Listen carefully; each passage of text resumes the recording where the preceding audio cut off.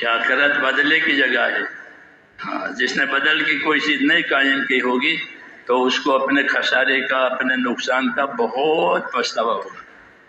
حسرت کافر کے لیے حسرت ہے، کافر کے لیے حسرت اور پچھتاوا ہے.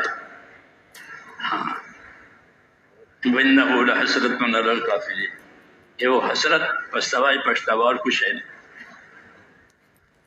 تو آخرت میرے بھائیوں بدلے کی جگہ ہے اور کام کی جگہ اللہ نے دنیا کو بنایا ہے کہ یہ عمل کے لیے ہے، عمل کے اسباب دیے ہیں، عمل کے طریقے دیے ہیں،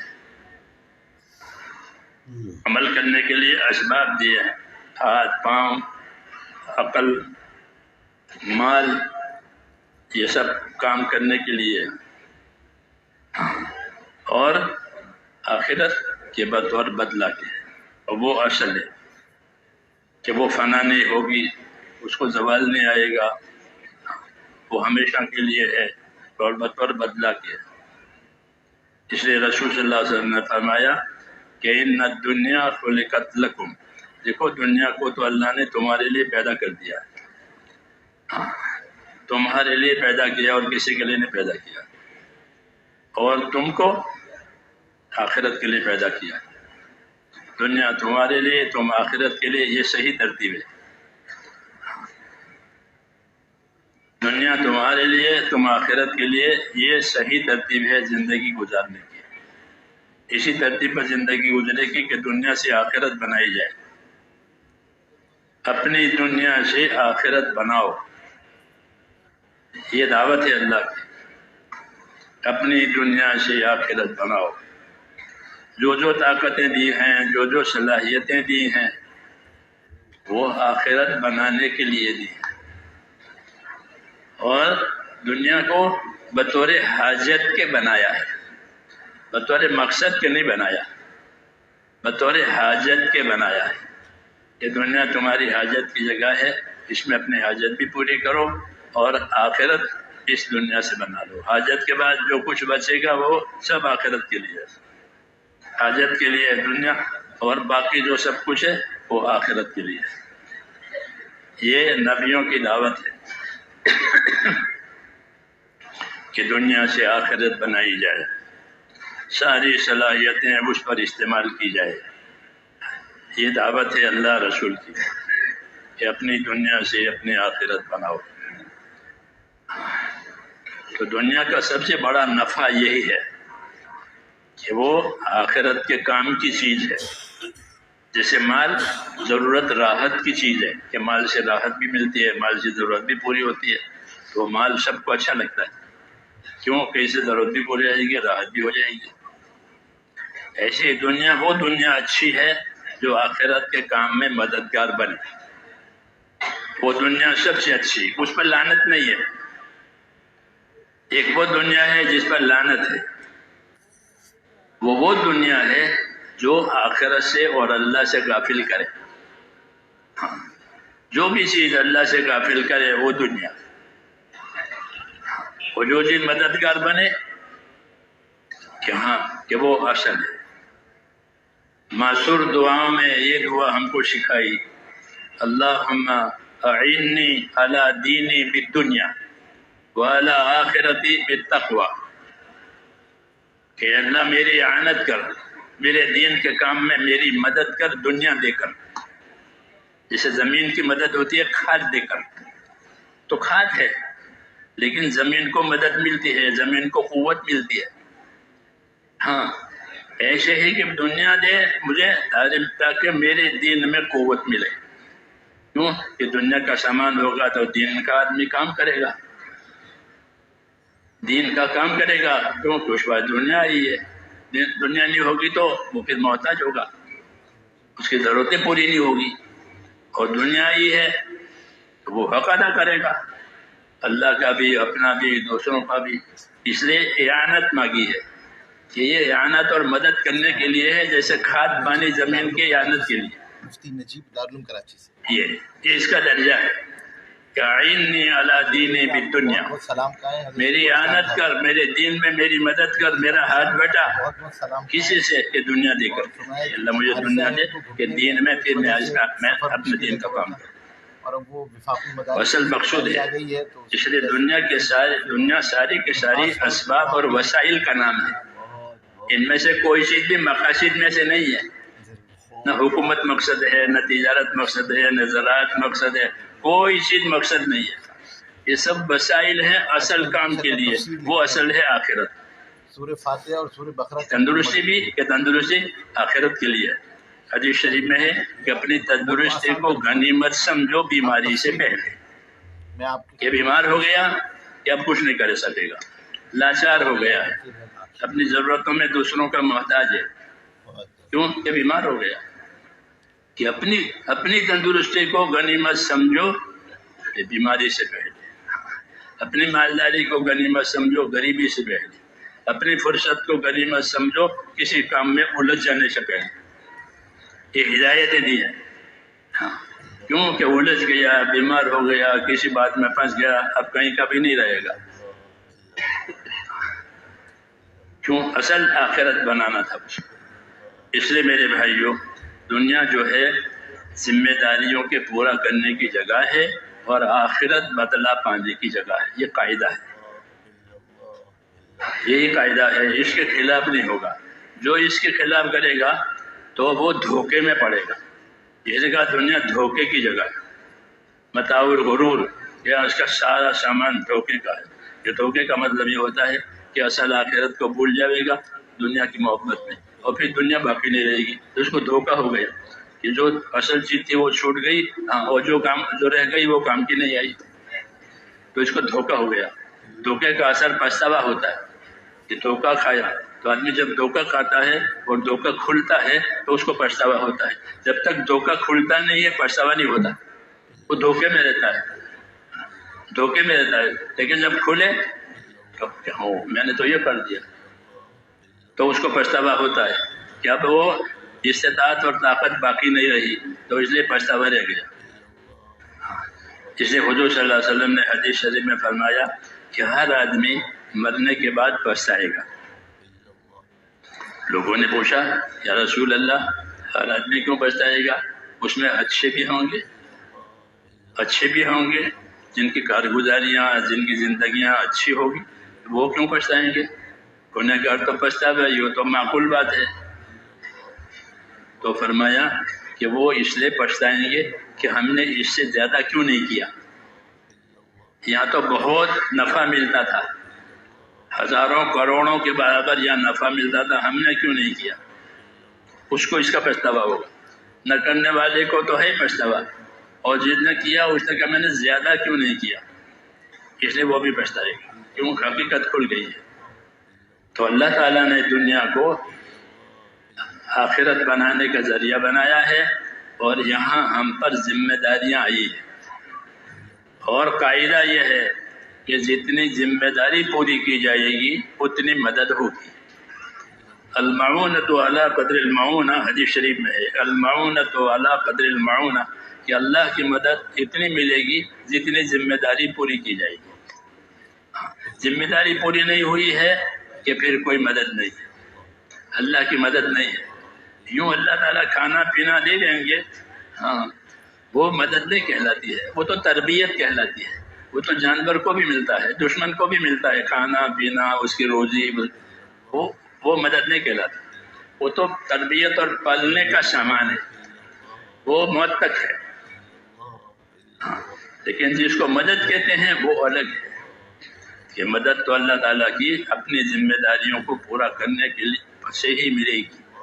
اس لیے حضور صلی اللہ علیہ وسلم یہ فرمایا کہ اللہ کی مدد اتنی ملے گی جتنی ذمہ داری پوری کی جائے گی۔ اس لیے اللہ تعالیٰ نے دنیا میں رسولوں کو بھیجا، پیغمبروں کو دنیا میں بھیجا، وہ ذمہ داریوں کو بتانے کے لیے آئے ہیں۔ انبیاء کرام جو پہلے گزرے ہیں، عام طور پر یہ انبیاء کرام اسباب والوں کے پاس بھیجے گئے، اسباب والوں کے پاس، کہ جن کی دنیاوی اسباب میں وہ ترقی پر ہیں، ان کے پاس بھیجا گیا رہبری کرنے کے لیے کہ تمہاری زندگی کے اصلی زندگی وہ آخرت کی زندگی ہے، یہ تو اس کے بنانے کے لیے دی ہے۔ تو عام طور پر انبیاء کرام علیہ الصلوۃ والسلام ترقی والوں کے پاس، اسباب والوں کے پاس بھیجے گئے تھے، یہ بتانے کے لیے کہ تمہاری اصلی کامیابی تمہاری موجودہ صورت میں نہیں ہے، بلکہ جو طریقہ ہم بتائیں گے اس میں تمہاری کامیابی ہے۔ اس لیے ٹکراؤ ہوتا تھا نبیوں کے ساتھ، وہ ٹکراتے تھے نبیوں کے ساتھ اپنے اسباب کی وجہ سے۔ مثلا نوح علیہ السلام کی قوم بڑی بھاری تعداد میں تھی، خوشحال بھی تھی۔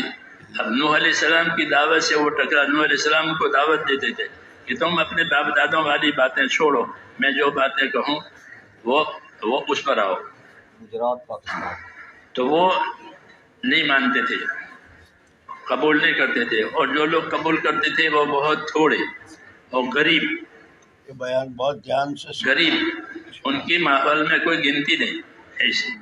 تو وہ اس کو دیکھتے تھے کہ تمہاری بات میں کیا رکھا ہے، تمہارے ساتھ کون ہے، تمہاری بات میں کوئی وزن ہوتا، کوئی کشش ہوتی تو تمہارے ساتھ ہوتے، تمہارے ساتھ تو یہ لوگ ہیں۔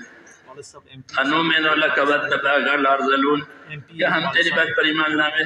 ہوتے کم کی حیثیت کے لوگ تیرے ساتھ ہیں، کچھ نہیں۔ تو انہوں نے اپنی حیثیت کو دیکھا اور دعوت کو اور دین کو نہیں دیکھا۔ یہی ٹکراؤ ہوتا ہے، کہ دین آتا ہے، دین کی دعوت آتی ہے تو اس کی نظر اپنی حیثیت پر جاتی ہے، اپنی حالت پر جاتی ہے، اور یہ بات ٹھیک نہیں ہے۔ اس لیے کہ جو حیثیت، جو حالت اللہ تعالیٰ دنیا میں دیتے ہیں وہ تو امتحان کے لیے ہوتی ہے، دیکھنے کے لیے ہوتی ہے کہ کون اس حیثیت میں، اس حالت میں اللہ کی تابعداری کرتا ہے اور کون اللہ تعالیٰ کو بھولتا ہے۔ اس لیے اللہ تعالیٰ دنیا کی حیثیتیں دیتے ہیں، دنیا کی زینتیں دیتے ہیں، اور دنیا کا کر و فر بھی دیتے ہیں، اس بات کو دیکھنے کے لیے کہ کون مان کر کے چلتا ہے، کون حقیقت کو سمجھتا ہے، اور کون آنکھوں سے نظر آنے والی چیزوں میں دھوکہ کرتا ہے۔ اِنَّا جَعَلْنَا مَا عَلَى الْأَرْضِ زِینَةً لَهَا، کہ دنیا کی تمام چیزوں میں ہم نے زینت رکھ دی ہے جو طبیعت کو اور نفس کو کھینچتی ہے۔ ہر چیز کی زینت الگ ہے، کھیتی کی زینت الگ، کھیتی کی زینت الگ، کپڑے کی زینت الگ، کھانے کی زینت الگ، ہر چیز کی زینت الگ ہے۔ آسمان کی زینت الگ، کہ آسمان کو ہم نے ستاروں سے زینت دی، تو ہر چیز کی زینت الگ الگ ہے۔ ہاں، تو طبیعت ان زینت کی طرف چلتی ہے۔ ہاں، یہ سمجھا کر یہ بتایا کہ یہ سب چیزیں زینت ہے، اور آگے ایک قاعدے کی بات یہ ہے کہ کسی چیز کی بھی زینت مطلوب نہیں ہوتی، اس کی منفعت اور نفع مطلوب ہوتا ہے۔ مثلا جوتا بہت اچھا ہے تو جوتے کی زینت مطلوب نہیں ہے، پاؤں کی حفاظت مطلوب ہے۔ جوتے سے کیا مطلوب ہے کہ پاؤں کی حفاظت ہو جائے، نجاست سے، کانٹے سے، کنکر سے، کوئی تکلیف دینے والی چیز سے پاؤں کی حفاظت ہو جائے، یہ جوتے کا مقصد ہوتا ہے، جوتے پہننے کا، کہ پاؤں ناپاک نہ ہو جاوے۔ نمازیات میں ہے تو وہ اس کے لیے جوتا پہنا، پاؤں ناپاک نہ ہو جاوے۔ تو جوتے کی زینت مقصود نہیں ہوتی، جوتے کی منفعت اور نفع مقصود ہوتا ہے۔ ہاں، تو زینت آزمائش کے لیے دی ہے، امتحان کے لیے۔ کون زینت کی طرف جاتا ہے، کون حقیقت کی طرف جاتا ہے۔ تو زینت کسی بھی چیز کی مطلوب نہیں ہوتی، وہ دیکھنے کے لیے ہوتی ہے۔ عورت کی زینت بھی دیکھنے کے لیے ہوتی ہے، کیونکہ عورت سے مقصود تو اصل اولاد ہوتی ہے، کہ اولاد ہو، خاندان بڑھے، یہ مقصد ہے عورت سے، نکاح سے۔ یہ نہیں، اس لیے اگر خوبصورتی ہے عورت میں اور اولاد نہیں ہے تو وہ خود بھی پریشان ہے، اس کا شوہر بھی پریشان ہے، کیا بات کہ ہماری گود خالی ہے، ہمارے اولاد نہیں ہے، دعا کرو۔ تو اس لیے قاعدہ یہ بتایا کہ یہ زینت ہے، اور زینت کسی بھی چیز کی مقصد نہیں ہوتی، وہ تو دیکھنے کے لیے اور امتحان کے لیے ہوتی ہے۔ شو کو کوئی تھوڑے خریدتے ہیں، بلکہ شو کی وجہ یہ چیزیں خریدتے ہیں۔ بلکہ شو روم کو اکرام کے لیے نہیں ہوتا، بلکہ وہ شو جو ہے وہ تو خرید و فروخت کو بڑھانے کے لیے ہوتا ہے۔ تو اللہ نے کہا یہ دنیا کی زینت ہے، اور زینت کسی بھی چیز کی مقصد نہیں ہوتی، اس لیے جو لوگ اس کی زینت میں پھنسیں گے کہ وہ دھوکہ کھائیں گے۔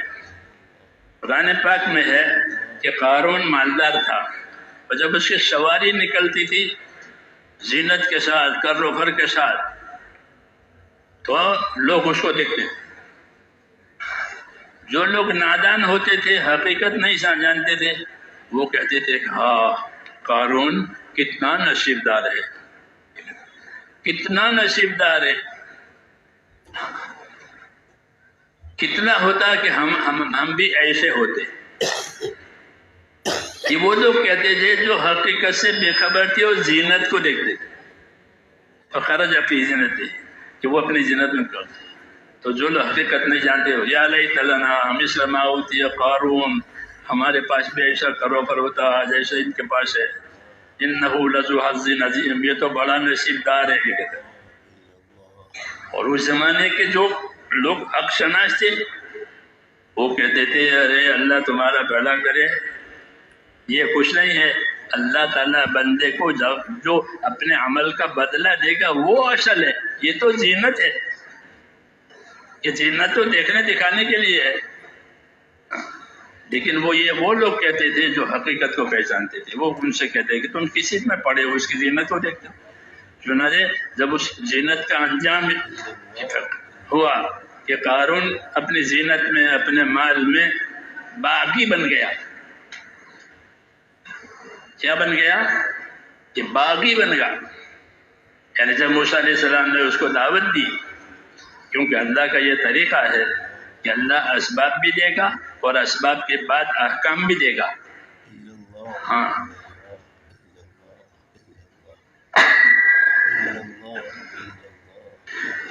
یہ قاعدہ ہے اللہ تعالیٰ کا کہ اللہ انسانوں کو اسباب بھی دے گا اور اسباب کے ساتھ احکام بھی دے گا۔ کہ اپنے اسباب سے اپنے احکام کے پورا کرنے میں مدد لو، تو اس کو مال دیا اور مال کے احکام دیے۔ آج بھی یہی بات ہے کہ آج بھی اللہ تعالیٰ اپنے بندوں کو اسباب دیتے ہیں اور اسباب کے ساتھ احکام دیتے ہیں۔ وہی صحیح طریقہ ہے کہ اپنے اسباب میں احکام کے ساتھ چلو، نہیں احکام سے کٹو گے تو پھر یہ اسباب وبال بنیں گے، یہ اسباب وبال بنے گی، مال بھی وبال بنے گا، اولاد بھی وبال بنے گی، تندرستی بھی وبال بنے گی۔ کیوں کہ اسے احکام پورے نہیں ہوئے۔ یہ دستور ہے اللہ تعالیٰ کا، تبلیغ کا یہی مصدر ہے کہ اللہ کی بات پہنچے گی ہر سبب والے کے پاس اس لائن کے حکم کے ساتھ۔ حاکم ہے تو اس کو تبلیغ ہوگی حکومت کے حکموں کے ساتھ، تاجر ہے اس کو تبلیغ ہوگی تجارت کے حکموں کے ساتھ، ایسے ہر سبب والے کو تبلیغ ہوگی اس لائن کے حکموں کے ساتھ۔ پہلے انبیاء کرام اسی طرح آئے ہیں، پہلے انبیاء کرام اسی طرح آئے ہیں کہ جو جس لائن کے ان کے پاس دنیا تھی اس لائن کے ان کو حکم دیے تھے تاکہ وہ اپنی دنیا میں حکموں کے ذریعے سے کامیاب ہو جائے۔ اگر وہ حکم توڑیں گے تو پھر وہ گھاٹے میں اتر جائیں گے۔ تو قارون کو مال دیا تھا تو اس کو حکم بھی دیے کہ وابتغی فیما آتاک اللہ الدار الآخرہ۔ اللہ نے قارون کی بات کو اور قارون کے قصے کو اس امت پر اتارا ہے اپنے کتاب میں، تاکہ یہ سمجھ میں آئے کہ یہ مسئلہ صرف قارون سے متعلق نہیں تھا بلکہ ہر مالدار سے یہ مسئلہ متعلق ہے۔ جس کے ساتھ بھی مال ہے، جس کے قبضے میں بھی مال ہے، اس کے لیے یہی حکم ہے جو قارون کو دیا گیا۔ حکم نہیں بدلتے، ہاں استعمال کے طریقے بدلتے ہیں، استعمال کے طریقے بدلتے ہیں، عمل کے طریقے بدلتے ہیں، طریقہ الگ ہو، اصل حکم تو ہوتا ہے ایک۔ تو اس کو یہ حکم دیا تھا کہ وابتغی فیما آتاک اللہ الدار الآخرہ، تو اس کو اللہ نے جو مال دیا ہے اس سے اپنی آخرت بنا لے۔ وہ اپنی زینت میں دیکھتا تھا اور اس کو اپنے کمال پر، اپنے مال پر یہ غرور تھا، یہ تو میرا مال ہے، میں نے کمایا ہے، میں نے اب اس کو بچایا ہے، اس میں کسی کا کیا حق ہے؟ انکار کر دیا، اس میں کسی کا حق نہیں ہے۔ موسیٰ علیہ السلام نے اس کو تبلیغ کی تھی کہ مال کا دین بنا، مال کا دین بنا تھا، کیونکہ ہر حالت کا دین بنانا ضروری ہے۔ تندرستی ہے تو تندرستی کا دین بناؤ، بیماری ہے تو بیماری کا دین بناؤ، سفر میں ہے تو سفر کا دین بناؤ۔ ہر لائن کا دین ہوتا ہے، یعنی اس میں عمل کرنے کے طریقے ہوتے ہیں، اسی کی تبلیغ ہوتی ہے کہ مال ہے تو مال کا دین بناؤ، مال کا دین اختیار کرو، تاکہ یہ مال اس میں برکت بھی ہو جاوے، اس میں بدلہ بھی ہو جاوے، اور اس کی وبال سے حفاظت بھی ہو جائے۔ تو وہ بات اس کو سمجھائی گئی کہ تو اپنے مال سے اپنے آخرت بنا لے۔ اس کو اپنے مال، اس کی زینت پر کر رہا تھا، اس لیے اس نے اس کو بات نہیں مانی۔ تو کہ یہ تو میرا اپنا مال ہے، اس میں کسی کا کوئی حق نہیں ہے۔ یہ بڑی بلا ہے کہ آدمی اپنی صلاحیت کو اپنا حق سمجھ جائے۔ یہ دین نہیں ہے کہ اپنی صلاحیت کو اپنا حق سمجھے، بلکہ اپنی صلاحیت کو امانت سمجھے، چاہے ذہنی صلاحیت ہو، مالی صلاحیت ہو، کسی بھی لائن کی صلاحیت ہو، وہ صلاحیت اس کا حق نہیں ہے۔ حق کس کا ہے؟ کہ حق تو صرف اللہ کا ہے، اسی کا ہے۔ اللہ ہی مالک ہے، باقی سب مملوک ہے۔ اللہ ہی خالق ہے، باقی سب مخلوق ہے۔ تو جتنی بھی صلاحیتیں انسانوں کے پاس ہے، وہ انسانوں کا اپنا حق نہیں ہے، بلکہ وہ ان کے پاس اللہ کی امانتیں ہیں اور اللہ کی نعمتیں ہیں۔ بطور امانت کے دیا ہے، بطور نعمت کے دیا ہے۔ نعمت کے کہہ کر دیا تاکہ فائدہ اٹھاؤ، امانت کہہ کر دیا تاکہ حق ادا کرو۔ ہر نعمت کے یہ دونوں رخ ہوتے ہیں کہ یہ نعمت بھی ہے، یہ امانت بھی ہے، یہ نعمت بھی ہے، یہ امانت بھی ہے۔ دین اس لیے سمجھنا ہے میرے دوستوں، اگر دین سمجھے گا تو دھوکہ نہیں کھائے گا کہ بھائی یہ میرے پاس نعمت بھی ہے، یہ میرے پاس امانت بھی ہے۔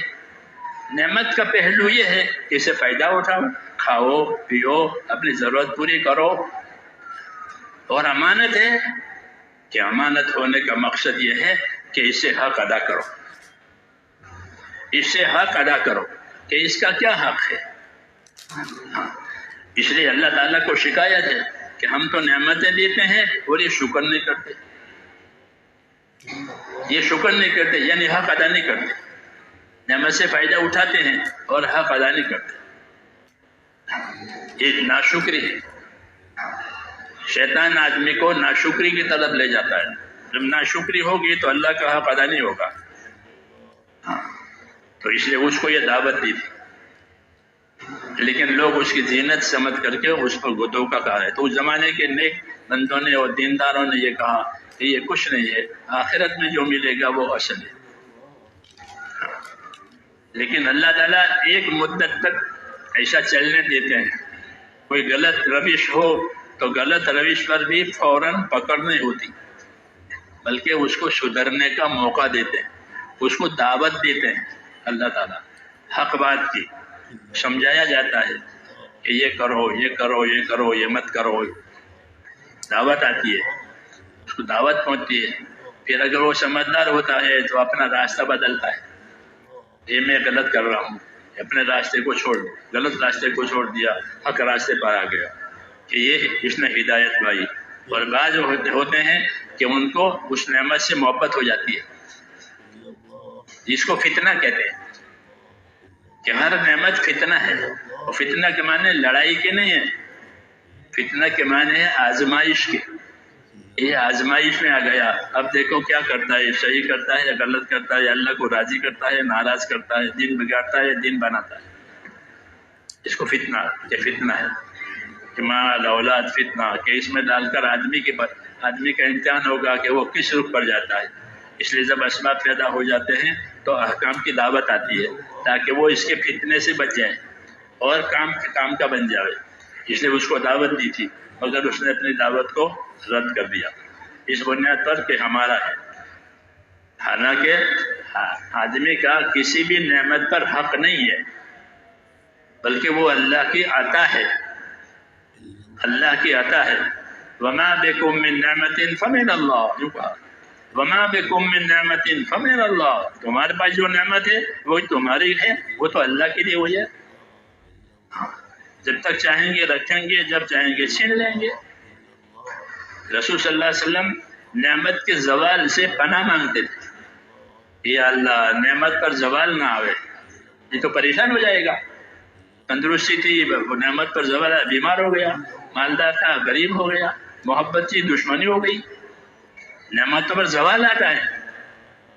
تو حضور صلی اللہ علیہ وسلم نے ہم کو تعلیم دی کہ نعمتوں کے زوال سے پناہ مانگو، کہ اللہ نعمت پر زوال نہ آئے، بلکہ نعمت کا حق ادا کرنے کی توفیق ہو جائے۔ یہ تعلیم دی ہے، یہ تعلیم دی ہے۔ دعاؤں میں بھی آپ کی تعلیم ہے، دعوت میں بھی آپ کی تعلیم ہے۔ اللہ کے نبی محمد صلی اللہ علیہ وسلم اپنی دعوت میں بھی نبی ہے، اپنی دعاؤں میں بھی نبی ہے۔ دعوت میں اس بتایا کہ کیا کرنا ہے، اور دعا میں یہ بتایا کہ کیا مانگنا ہے، کیونکہ آدمی کر کے مانگتا ہے کہ میرا کام ہو گیا مجھے دے دو، مزدور کام کر کے مانگتا ہے نہیں مانگتا، عمل کرنے والا عمل کے بعد اپنا نتیجہ مانگتا ہے۔ تو مانگنا بھی سکھایا کہ اللہ سے کیا مانگو گے، کہ نعمت ملی ہے تو نعمت میں کیا کرو گے۔ کہا کہ نعمت جب ملی ہے تو نعمت کی محبت نہیں مانگنی ہے، اللہم بلکہ کیا مانگنا ہے، تو فرمایا اللہم وما رزقتنی مما احب فاجعل قوۃ لی فیما تحب، کہ اللہ جو نعمت مجھے دے رکھی ہے آپ نے الحمدللہ، اب آگے میں یہ مانگتا ہوں کہ یہ نعمت جو ہے وہ تیری تابعداری میں میری مدد کرے۔ جیسے دوا تندرستی میں مدد دیتی ہے، بیماری زائل ہوتی ہے، وہ تندرستی آتی ہے، قوت پہنچاتی ہے، ایسے جو نعمت مجھے ملے اس کے بارے میں میری درخواست یہ ہے کہ تیری تابعداری میں، تیری اطاعت میں یہ نعمت مجھے مدد کرے، میری قوت بڑھاوے۔ وما رزقتنی من نعمت وما رزقتنی مما احب فاجعل قوۃ لی فیما تحب، کہ جو نعمت مجھے پسندیدہ تھی اور آپ نے مجھ کو دی ہے، تو اگلی حاجت میری یہ ہے کہ اب یہ نعمت ایسی جگہ میں استعمال ہو جو تیرے پسندیدہ طریقے ہیں اس میں یہ میری مدد کرے۔ یہ نعمت سے میں تیرے پسندیدہ طریقوں کو چلوں، تیرے جو احکام تجھے پسند ہے میں وہ کروں، اس اچھے کام میں یہ نعمت مددگار بنے، یہ نہیں کہ وہ اچھے کام میں رکاوٹ بنے، ورنہ وہ رکاوٹ بھی بنتی ہے۔ رکاوٹ بھی بنتی ہے، یہ رکاوٹ دو وجہ سے بنتی ہے۔ ایک تو رکاوٹ اس وجہ سے بنتی ہے کہ اس نعمت کی محبت آ گئی، اب محبت سے مغلوب ہو گیا، محبت سے مغلوب ہو گیا تو اب نعمت کو اپنے پاس سے ہٹنے نہیں دیتا، روک کے بیٹھتا ہے، ہاں کہ ہماری ہے، اس میں کسی کا حق نہیں ہے۔ اذا مسہ الخیر منوع، کہ انسان کی خصلت یہ ہے کہ اس کو اچھائی ملتی ہے تو اس کو روک کے بیٹھ جاتا ہے کہ ہمارا ہے، اب کسی کو دیتا نہیں، اسے حق ادا کرتا نہیں، یہ عام مزاج ہے انسان کا۔ اور اگر اس کو کوئی ناگوار بات پہنچے تو پھر مایوس ہو جاتا ہے کہ میرا کوئی نہیں ہے، میں کیا ہوں پریشان۔ یہ بات نہیں ہے، یہ بات غلط ہے، بلکہ نعمت ملی ہے تو نعمت میں حق دیکھنا ہے کہ نعمت کا کیا حق ہے، اس نعمت سے کیا حق ادا۔ اللہ تعالیٰ نے دنیا کو حقوق ادا کرنے کی جگہ بتایا ہے اور آخرت کو بدلہ پانے کی جگہ بتایا ہے، کہ یہاں حقوق ادا کیے جائیں گے اور آخرت میں بدلہ ملے گا۔ یہ دستور ہے اللہ تعالیٰ کا، اسی وجہ سے سارے اسباب دیے ہیں کہ اسے حقوق ادا کرو۔ یہ نہیں کہ اس کی وجہ سے اور اس کی محبت میں حق ہی بھول جاوے کہ اللہ کا کیا حق ہے، دوسروں کا کیا حق ہے، کہ اس کے لیے نہیں ہے، بلکہ یہ جتنی چیزیں دی ہیں یہ حقوق کی ادائیگی کے لیے دی ہے۔ تو حقوق کو جاننے کے لیے دین سیکھنا ضروری ہے۔ جو دین نہیں سیکھے گا اس کو حقوق کی خبر نہیں ہوگی، اس کو اپنی حاجت راحت کی خبر ہوگی، بس یہ میری حاجت ہے، یہ میری راحت ہے، یہ میری حاجت ہے، یہ میری راحت ہے، تاکہ آرام سے زندگی گزر جائے اور آخرت بھول جائے۔ نعمت کا یہ تقاضا نہیں ہے، بلکہ نعمت کا تقاضا یہ ہے کہ نعمت کے ذریعے سے حق ادا کرو۔ اس لیے نعمت والوں کی طرف احکام آتے ہیں۔ آنکھیں دی ہیں تو اللہ نے آنکھوں کے احکام دیے کہ آنکھ سے یہ دیکھنا ہے یہ نہیں دیکھنا ہے، کان دیے ہیں تو کانوں کے احکام دیے ہیں، زبان دی ہے زبان کے احکام دیے ہیں، اس طرح بدن کے اعضاء اور اس کے احکام، مال اور مال کے احکام، اسباب کے احکام. یہی کامیابی کی زندگی ہے. تبلیغ احکام کی ہوتی ہے، دعوت احکام کی ہوتی ہے، باقی اسباب ہر ایک کو اس کی قسمت کے مطابق اللہ تعالیٰ دے دیتے ہیں. کسی کو حاکم بنایا، کسی کو تاجر بنایا، کسی کو مزدور بنایا، ہاں کسی کو زمیندار بنایا، کسی کو غریب بنایا، کسی کو مالدار بنایا. نحن قسمنا بینہم معیشتہم، کہ ان کی معیشت کو ہم نے تقسیم کیا ہے. سب مالدار نہیں ہے، سب غریب نہیں ہے، سب زمیندار نہیں ہے، مختلف معیشت ان کی الگ ہے. روزی پہنچانے کے لیے اللہ نے یہ طریقے اختیار کیے کہ ان کی معیشت کو الگ الگ کر دیا تاکہ ایک دوسرے سے ضرورت پوری ہو اور ان کی روزی کا بندوبست ہو. تو یہ تقسیم ہوئی ہے اللہ کی طرف سے روزی ہر ایک کے لیے، اور روزی کے اسباب بھی تقسیم ہو گئے ہیں گزارے کے لیے، دنیا کی زندگی کے لیے. اور پھر اس کے اوپر اللہ تعالیٰ کے احکامات ہیں کہ جو جو اسباب ملیں گے اس کے احکام آئیں گے. جب اسباب میں احکام پورے کرے گا تو وہ کامیاب ہوگا، اسباب میں احکام نہیں پوری کرے گا تو وہ دھوکہ کھائے گا. کہ اسباب چھوٹ گئے یا یہ خود مر گیا اور زندگی کی ذمہ داری پوری نہیں ہوئی تو آخرت برباد ہوئی. اس لیے امتحان کی جگہ ہے، دنیا کو امتحان کی جگہ بتایا کہ اپنے امتحان میں سمجھو اور امتحان میں کامیاب ہونے کی کوشش کرو. کہ امتحان میں کامیاب ہونے کا کیا طریقہ ہے؟ کہ ایک طریقہ یہ ہے کہ اللہ کے حکموں میں کامیابی کا یقین کرے کہ اصل کامیابی تو اللہ کے حکموں کے پورا کرنے میں ہے. ایمان، یقین، خوف یہ اس لیے دیا ہے تاکہ آدمی اصل اس کو سمجھے کہ اصل تو اللہ تعالیٰ کا راضی ہونا ہے. اگر اللہ راضی ہے تو سارے حالات ٹھیک ہو جائیں گے، اللہ ناراض ہے تو سارے حالات بگڑ جائیں گے. حدیث شریف میں ہے کہ من اصلح ما بینہ و بین اللہ اصلح اللہ ما بینہ و بین خلقہ، کہ جو لوگ اپنا اور خدا کا معاملہ ٹھیک کر لیں گے تو اللہ ان کا اور مخلوق والا معاملہ ٹھیک کر دے گا. تمام چیزوں کی چابیاں اللہ کے ہاتھ میں ہے، جب چاہیں گے کھولیں گے، جب چاہیں گے بند کر دیں گے. وَإِن مِّن شَيْءٍ إِلَّا عِندَنَا خَزَائِنُهُ، ہر چیز کے خزانے میرے پاس ہے، اللہ کہتے ہیں. جب چاہیں گے ان خزانوں کو کھولیں گے، جب چاہیں گے ان کو بند کر دیں گے. ہر چیز کے خزانے، بیماری ہو، تندرستی ہو، غریبی، مالداری، محبت، عداوت، یہ جتنے حالات ہیں اور جتنی چیزیں ہیں ان سب کے خزانے ہمارے پاس ہیں. اس کی چابیاں بھی اللہ کے پاس ہیں، جب چاہیں کھولیں گے، جب چاہے بند کریں گے. یہ اللہ کے قدرت کی بات کہی ہے کہ ہماری قدرت کے نیچے ساری چیزیں ہیں. اس لیے بندوں کو دعوت دی ہے کہ وہ اپنا تعلق اللہ تعالیٰ سے صحیح کریں. اللہ سے ہمارا تعلق بندگی کا ہے، عبادت کا ہے، رشتہ داری نہیں ہے. کوئی بھی کسی سے کوئی رشتہ داری اللہ سے نہیں ہے. اللہ اپنے ذات میں اکیلا ہے. قل هو اللہ احد، کہ اللہ تو اکیلا ہے. اس کی کوئی رشتہ داری نہیں، کوئی خاندان نہیں، کوئی ہمسری نہیں. وہ اپنا اکیلا ہے اپنی شان بان کے ساتھ. ہمارا تعلق اللہ تعالیٰ سے بندگی کا ہے، عبادت کا ہے. وہ اصلی تعلق ہے کہ ہم نے بندوں کو عبادت کے لیے پیدا کیا ہے. اس لیے زندگی کا اصلی موضوع اور زندگی کا اصلی مقصد کہ زندگی عبادت پر آ جائے. عبادت ایک رکن ادا کرنے کا نام نہیں ہے کہ نماز پڑھ لی تو عبادت کا حق ادا ہو گیا.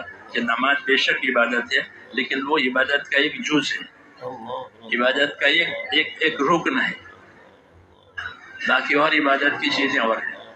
تو عبادت یہ تو زندگی کا مقصد ہے، اور جتنے اسباب اور وسائل دیے گئے ہیں وہ عبادت میں مدد کے لیے دیے گئے ہیں. عبادت میں روکنے کے لیے یا غافل کرنے کے لیے نہیں دیے. یہ کہا اس لیے حکم ہے کہ ایمان والو تم کو تمہارے مال اور تمہاری اولاد اللہ سے غافل نہ کرے. اس میں ہوشیار رہو کہ اللہ سے تمہیں یہ چیزیں غافل نہ کرے. اگر ان چیزوں نے غافل کر دیا تو اس نے بڑا نقصان اٹھایا ہے. وہ یہ نقصان میں پھنس گیا ہے. یہ مرتے وقت یہ تمنا کرے گا کہ مجھے دوبارہ زندگی مل جائے یا میری زندگی کچھ بڑھ جائے تو میں پھر اپنی زندگی صحیح کروں، لیکن اللہ ایسا کریں گے، یہ ہدایت یہ تمہیں غافل نہ کرے۔ اس لیے دعوت بھی آتی ہے، تعلیم بھی آتی ہے، پیغام بھی آتے ہیں، جی ہاں، کہ تاکہ زندگی کا رخ اللہ تعالیٰ کے حکموں کی طرف ہو جائے۔ جب زندگی کا رخ اللہ تعالیٰ کے حکموں کی طرف ہوگا تو پھر اللہ تعالیٰ دنیا میں حکموں کی برکتیں نازل کریں گے۔ پہلے برکتیں آتی ہے، پھر بدلہ آتا ہے۔ اللہ ایمان والے کو بدلہ بھی، برکت بھی دیتے ہیں، بدلہ بھی دیتے ہیں۔ نماز کی برکت بھی ہے، نماز کا بدلہ بھی ہے، زکوٰۃ کی برکت بھی ہے، زکوٰۃ کا بدلہ بھی ہے۔ ایسے ہر عبادت کہ اس کی برکت بھی ہے، اس کا بدلہ بھی ہے۔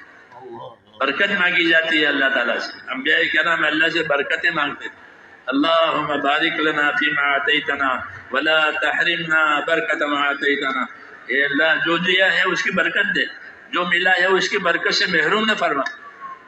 دونوں باتیں کہ برکت آ گئی، کہ برکت جو ہے وہ تو ایک ایمان کا اثر ہے، ایمان پر برکت آتی ہے، کفر پر برکت نہیں آتی، نافرمانی پر برکت نہیں آتی، برکت ایمان پر آتی ہے۔ برکت کے دو سبب ہیں، برکت کے دو سبب ہیں، یہ دو سبب ہوئے تو آسمان کی برکتیں بھی ملیں گی اور زمین کی برکتیں بھی ملیں گی۔ وہ دو سبب کیا ہیں کہ وَلَوْ أَنَّ أَهْلَ الْقُرَىٰ آمَنُوا وَاتَّقَوْا لَفَتَحْنَا عَلَيْهِمْ بَرَكَاتٍ مِّنَ السَّمَاءِ وَالْأَرْضِ، یہ شہروں میں، بستیوں میں رہنے والے لوگ اگر اپنی زندگی اللہ کے یقین کے ساتھ، اللہ کے تقوی کے ساتھ گزارے، اللہ کا یقین، اللہ کا تقوی، اللہ کا یقین، اللہ کا تقوی، یہ دو طاقتیں ہیں۔ جیسے بجلی کی دو طاقتیں ہیں، ایک دور پھینکتی ہے، ایک کھینچتی ہے۔ بجلی کے یہ طاقت ایک دور پھینکے، ایک قریب کرتی ہے، کھینچ لیتی ہے۔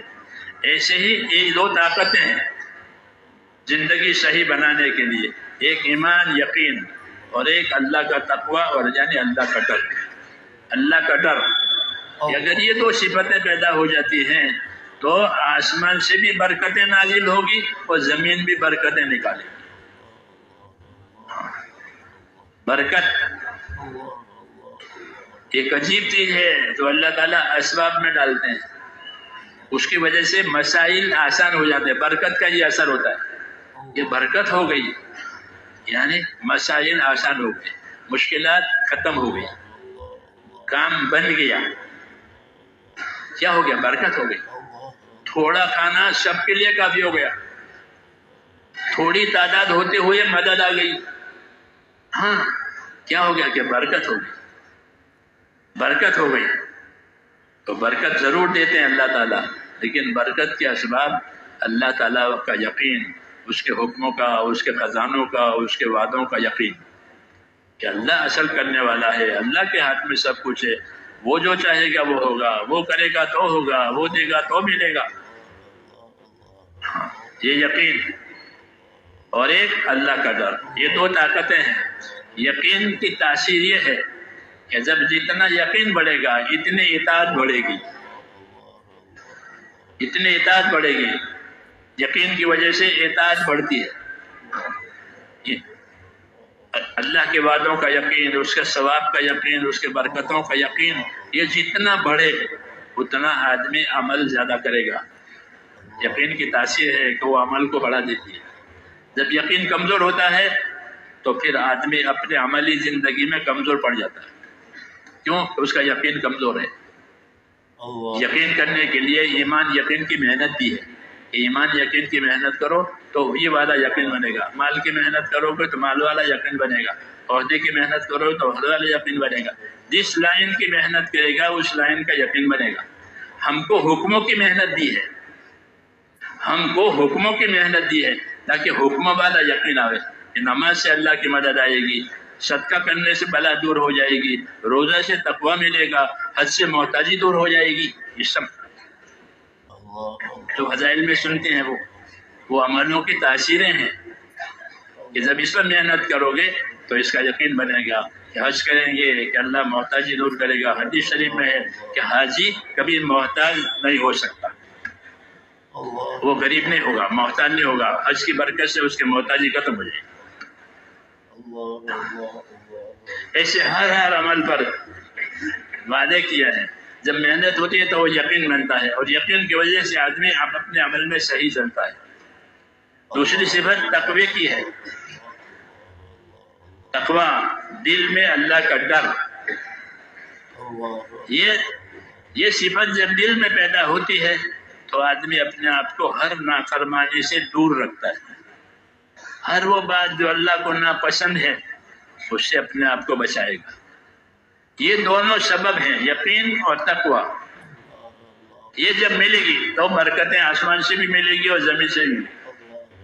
یہ کہا کہ وَلَوْ أَنَّ أَهْلَ الْقُرَىٰ آمَنُوا وَاتَّقَوْا لَفَتَحْنَا عَلَيْهِمْ بَرَكَاتٍ مِّنَ السَّمَاءِ وَالْأَرْضِ. ایمان یقین کی محنت ہے. یہ جب ایمان یقین کی محنت کی جائے گی، جس کی دعوت دی جائے گی، اس پر جان مال خرچ ہوگا، اس کے طریقوں پر عمل کرتے ہوئے دوسروں میں محنت کی جائے گی، تو اندر یقین بنے گا حکم والا. جیسے مال کی محنت کرنے سے چیزوں والا یقین بنتا ہے. مال کی محنت کرنے سے، مادے کی محنت کرنے سے چیزوں والا یقین بنتا ہے. اس پر اطمینان ہوتا ہے اس کو اپنی سیٹ پر. ایسے ایمان والے کو اللہ کے وعدے والا یقین ہوتا ہے کہ میں نماز پڑھوں گا اور اللہ میری مدد کرے گا. انی معکم لئن اقمتم الصلاۃ وآتیتم الزکاۃ وآمنتم برسلی. اللہ کہتا ہے میں تمہارے ساتھ ہوں، یعنی میری مدد تمہارے ساتھ ہے. کس بات پر؟ کہ تم نماز قائم کرنے والے بنو، زکوٰۃ دینے والے بنو، رسول کی تابعداری کرنے والے بنو، تو پھر میں تمہارے ساتھ. جب اللہ ساتھ ہو گئے تو کسی چیز کی ضرورت نہیں. مالک ہی ساتھ ہے، مالک ہی ساتھ ہے تو اب کسی چیز کی ضرورت نہیں. آخری وہ بات ہوگی. یہ وعدے کہلاتے ہیں. تو جب آدمی اس حکموں کی محنت کرے گا کہ میں نماز پڑھوں گا اور اللہ مدد کرے گا، میں رسول کی اطاعت کروں گا، اس کی سنتوں پر، ان کے طریقوں پر عمل کروں گا، کہ اللہ کی مدد آئے گی. اور یہ چھوٹ گیا کہ پھر کوئی چیز مدد نہیں کر سکتی، کوئی چیز مدد نہیں کرے گی. ساری کائنات مخالف ہو جائے گی. نافرمانی کی وجہ سے حالات خراب ہو جائیں گے، یعنی ساری کائنات جو ہے وہ خلاف جائے گی. کیوں؟ کہ اللہ ناراض ہے. ایک ہی راستہ ہے اپنی زندگی کا کامیابی رہنے کا، اللہ والا یقین، اللہ کے حکموں کی اطاعت، اس کے نافرمانی سے بچنا، اور جو حق اللہ تعالیٰ نے قائم کیے ہیں اس کا ادا ہونا. اللہ کے حق کی دو قسمیں ہیں. ایک قسم اللہ کے حقوق کی وہ ہے کہ اس کا ادا ہونا فرض ہے، جیسے نماز ہے، زکوٰۃ ہے، روزہ ہے، حج ہے. یہ فرائض کہلاتے ہیں. یہ فرائض کہتا ہے، یہ اللہ تعالیٰ کے حقوق ہیں، اس کا ادا ہونا ضروری ہے. جب تک تندرستی ہے، طاقت ہے، اس کا ادا ہونا ضروری ہے. بدن میں تندرستی ہے کہ نماز کا ادا ہونا ضروری ہے، وہ کسی حال میں معاف نہیں. ایسے مال دیا ہے کہ مال دیا ہے تو مال کا حق ادا ہونا ضروری ہے. کہ مال میں، کیونکہ اللہ تعالیٰ نے مال کو جمع کرنے کے لیے نہیں پیدا کیا، مال کو خرچ ہونے کے لیے پیدا کیا. جب تک مال خرچ نہیں ہوگا حاجت پوری نہیں ہوگی. یہ بات تو ہے نہیں کہ جب تک مال خرچ نہیں ہوگا حاجت پوری نہیں ہوگی. اگر آپ کی جیب میں ہزاروں روپے ہیں تو وہ روپیوں سے آپ چائے نہیں پئیں گے جب تک کہ اس کو خرچ نہیں کرو. نفق، مال کے نفق کے مطلب خرچ ہو جانا، کہ جب تک مال خرچ نہیں ہوگا حاجت پوری نہیں ہوگی. اس کو خرچ کرنے کے لیے ہی پیدا کیا ہے، جمع کرنے کے لیے اس کو پیدا کیا ہی نہیں ہے. ہاں، حضور فرماتے ہیں مجھ پر یہ وحی نہیں آئی ہے کہ میں تاجر بنوں اور مال جمع کروں. یہ ہمارا موضوع نہیں ہے. تو مال کو، کہ مال کی تو تاثیر ہے خرچ ہونا، یہ خرچ ہونے کے لیے پیدا. جو مال خرچ نہیں ہوتا ہے وہ جمع ہوتا ہے کہ وہ نقصان ہے، کہ اس کو نفع بھی نہیں ملتا ہے. دوسرا اس کی حفاظت کی فکر میں رہتا ہے. ایک فکر اس کی حفاظت کی ہوتی ہے، دوسری فکر اس کے جمع کرنے کی ہوتی ہے. تو یہ اس کی فکروں میں ہوتا ہے، مال کے نفع میں نہیں ہوتا. کہ مال کا نفع، کہ مال کا اصلی نفع یہ ہے کہ اللہ تعالیٰ نے مال کو حق ادا کرنے کے لیے پیدا کیا ہے. جی ہاں، مال کو حق ادا کرنے کے لیے پیدا کیا ہے. اور حقوق ادا کرنے کے لیے اللہ تعالیٰ نے دین دیا ہے، دین کا علم دیا ہے۔ جو دین سیکھے گا، دین کا علم سیکھے گا، اس کو یہ ضرور سمجھ میں آئے گی بات کہ مال میں حقوق ہے۔ جو دین نہیں سیکھے گا اس کے دل میں مال کی طرف سے لالچ آئے گا، تو وہ مال کو روکے گا اور حق ادا نہیں کرے گا۔ تو مال کو روکنا یہ بخیلی کہلاتی ہے، بخل، بخیل، کنجوسی۔ کنجوسی کے درجے ہیں، بعض درجے کنجوسی کی حرام ہے کہ بخیلی حرام ہے۔ کون سی بخیلی حرام ہے؟ کہ وہ بخیلی حرام ہے جو واجب حقوق کو ادا نہ کرنے دے۔ بخیلی کی وجہ سے واجب حقوق ادا نہیں کیے، کہ یہ بخیلی حرام ہے۔ اس کو اپنا علاج کرنا پڑے گا کہ یہ بیماری میرے اندر سے نکل جائے کہ مجھ سے واجب حقوق ادا نہیں ہوتے، یہ بخیلی حرام ہے۔ فضائل صدقات پڑھنا، فضائل صدقات میں حضرت شیخ رحمۃ اللہ علیہ، اللہ ان کو جزائے خیر دے، بہت تفصیل سے امت کو یہ بات سمجھائیے کہ بخیلی کا ایک درجہ حرام ہے کہ وہ کیا واجب حق ادا نہ کرے۔ مال میں کیا کیا حق واجب ہے؟ میں نے کہا نہیں، اللہ جتنے اسباب دیں گے اتنے احکام دیں گے، تاکہ اپنے اسباب میں احکام کے ساتھ زندگی گزارے۔ یہ دین ہے، اپنے اسباب میں احکام کے ساتھ زندگی گزارنا، اس کا نام دین۔ اور اپنے اسباب میں احکام کو چھوڑ دینا کہ یہ فسق ہے، یہ فسق ہے، یہ نافرمانی ہے کہ اسباب اللہ نے دیے اور احکام انہوں نے توڑ دیے یا چھوڑ دیے۔ کافر حکم توڑتا ہے، مسلمان حکم چھوڑتا ہے۔ کافر حکم توڑتا ہے، نہ مانتا ہی نہیں کہ نہیں کچھ نہیں ہے، تو اس نے تو بات ہی توڑ دی۔ مسلمان توڑتا تو نہیں ہے لیکن چھوڑتا ہے۔ یہ چھوڑنے کی وجہ سے یہ گنہگار ہوتا ہے، یہ ناشکرا ہوتا ہے، یہ ناشکرا ہوتا ہے کہ اس کو نعمت دی تھی اور اس نے یہ برتاؤ کیا۔ اس لیے حکم ہے کہ شکر گزار بنو، نعمت کو بھی استعمال کرو، کھاؤ پیو اور شکر گزار بنو۔ یہ تعلیم ہے۔ کلوا من رزق ربکم واشکروا لہ بلدۃ طیبۃ ورب غفور۔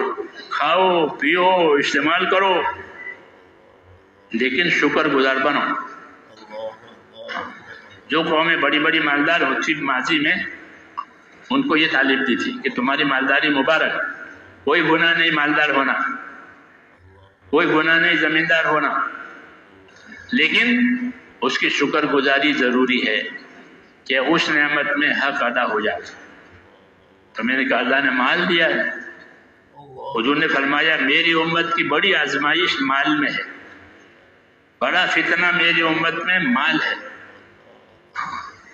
حضور صلی اللہ علیہ وسلم نے مال کے کمانے کے راستے بھی بتائے، مال کے خرچ کرنے کے راستے بھی بتائے۔ اسی طرح سے خرچ کماؤ، اسی طریقے سے خرچ کرو، ہاں، تاکہ جاری پانی کی طرح آتا رہے، پانی جاتا رہے، تو وہ پانی بگڑتا نہیں ہے،